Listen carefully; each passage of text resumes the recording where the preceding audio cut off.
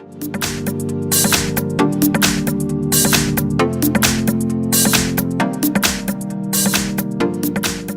I have UMIDIGI S2 Pro, and let me show you how to reset browser data on the following device. So at the very beginning, let's start by using your home screen.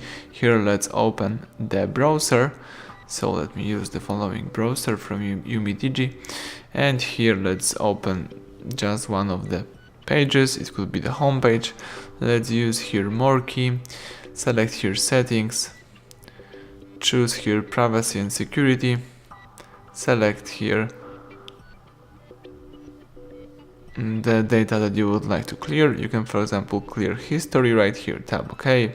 You can clear cache if you would like to delete locally cached content. You can clear cookies data. You may clear form, location access, and passwords. So that's it. You can perform all cleaning right here.